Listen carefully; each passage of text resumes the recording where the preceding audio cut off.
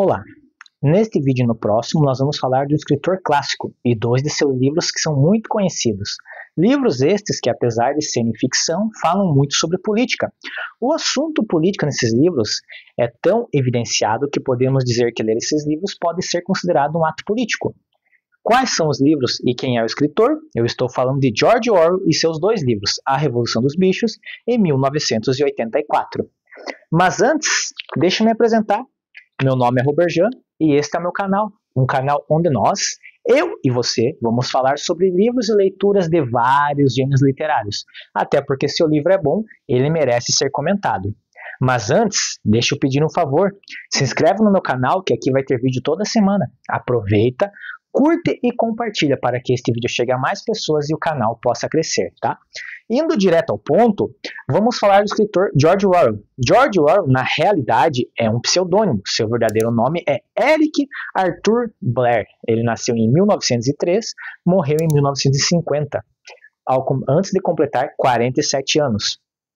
George Orwell viveu apenas 47 anos, porém nos deixou várias obras. Digo várias obras porque, além dos livros conhecidos dele, ele escreveu várias outras coisas, tá? Porque ele era escritor e ensaísta também, tá? Então ele era ensaísta, romancista e jornalista, tá bom? Então George Orwell deixou muita contribuição, e, inclusive dois desses livros, né? Que são os livros que nós vamos conversar neste vídeo e no próximo vídeo, tá? O interessante acerca de Orwell é que na sua infância e juventude, ele estudou em instituições de ensino muito reconhecidas. Entre estas instituições de ensino que ele estudou na Inglaterra, se encontra a Eton College, que foi onde ele teve como professor o famoso escritor Aldous Huxley, tá? Perdoem a minha dicção, mas eu achei esse nome bem difícil de dizer, tá? Então, se eu disser aqui um pouco embolado, me perdoem, tá bom?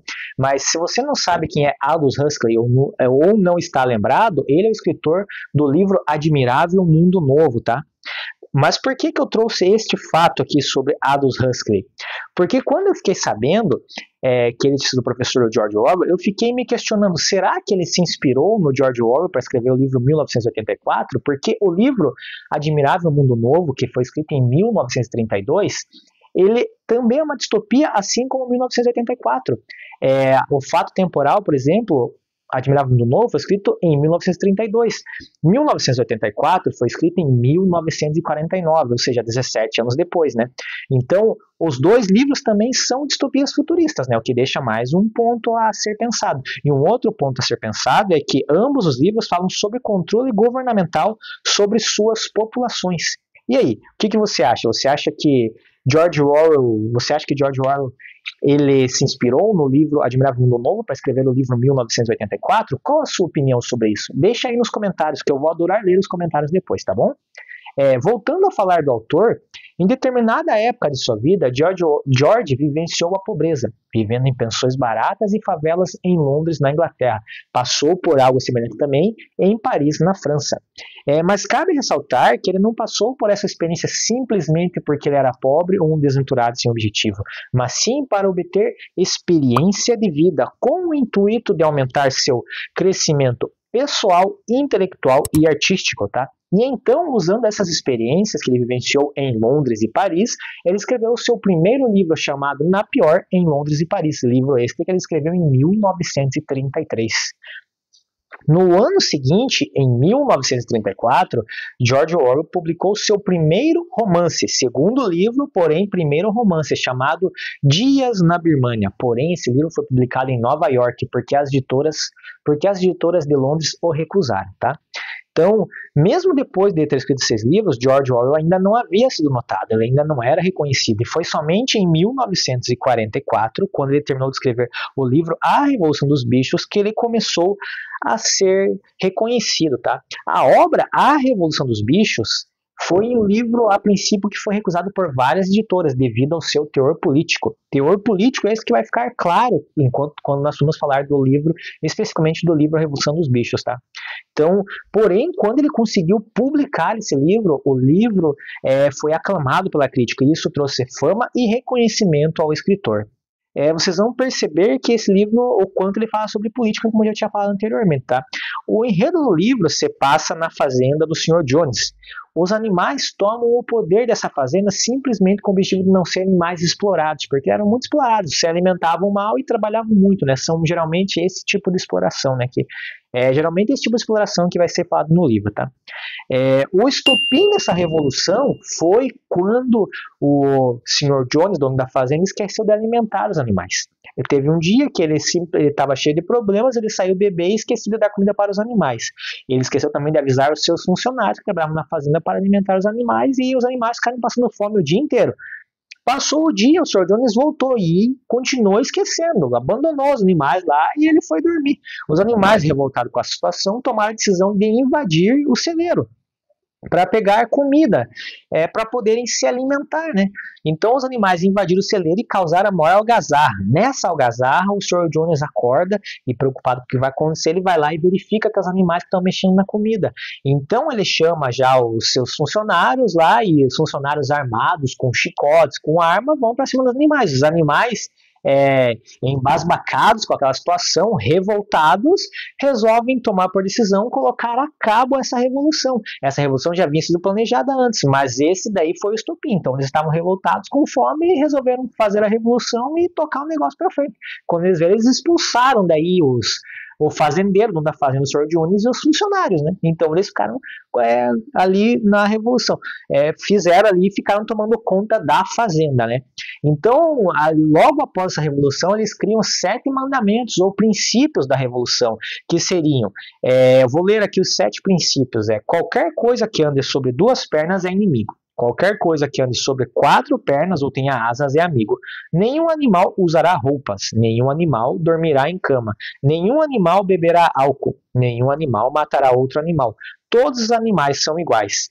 Então, esses são os 7 mandamentos ali. Você tem um asterisco aqui que eu coloquei no nenhum animal beberá álcool. Provavelmente eles colocaram esse princípio aqui porque eles já pensaram, o Jones só bebia, o Jones, dono da fazenda, só bebia e fazia besteira. Para que a gente vai beber? Para fazer besteira também? Não, então vamos colocar isso como mandamento. Nenhum animal beberá álcool, né? É uma sacada bem inteligente a deles, né? Penso eu, né? Então, ali durante essa revolução também tem um fato que é percebido, que os porcos eram considerados os animais mais inteligentes ali. Então, por serem considerados os mais inteligentes, naturalmente eles se tornam os líderes da revolução. Então, com o passar da história, com o passar da história, os porcos percebem que são inteligentes, eles percebem que eles são os líderes, que eles são inteligentes, então eles começam a descumprir os mandamentos e começam a se aproveitar por eles serem os líderes. Então eles percebem que tem muito poder e eles acabam esquecendo todos os ideais da revolução e acabam se tornando totalitários eles mesmos. Tudo que o Sr. Jones fazia anteriormente, os porcos começam a fazer também. Entendeu? Sem perceber e manipulando as coisas ali. Sabe aqueles 7 mandamentos que ele tinha ali? Eles descumprem todos os mandamentos. Às vezes eles nem descumprem, mas simplesmente eles vão lá e mudam os mandamentos sem que os animais percebam. E isso vai te fazendo ficar com raiva desses animais até no passar do livro ali, sabe? Falando assim de alguns porcos, já que eles são os líderes da revolução, falando de 4 porcos principais, que são muito mais porcos, mas temos os 4 principais, que seria o porco major, o bola de neve, o Napoleão e o bocão.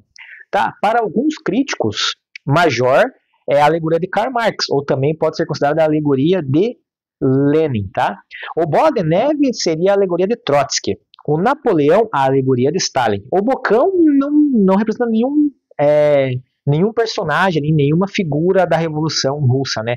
No caso, vocês perceberam que esses nomes aqui são os russos, né? Esses nomes estão ligados à Revolução Russa de 1917, né? Que o livro A Revolução dos Bichos, no caso, seria uma sátira à Revolução Russa de 1917. Percebe o caráter político do livro agora? Consegue perceber? Fica muito evidente, né? Olhando assim, né? Então eu fui nas pesquisas ali do porco Bocão, eu não encontrei nenhuma figura ligada a ele, tá? Se você souber de alguma figura, deixa nos comentários aí também, que eu, como eu já disse anteriormente, vou adorar ler os comentários, tá? Mas do Bocão tem um ponto a ser ressaltado, que ele é conhecido como propagandista do governo.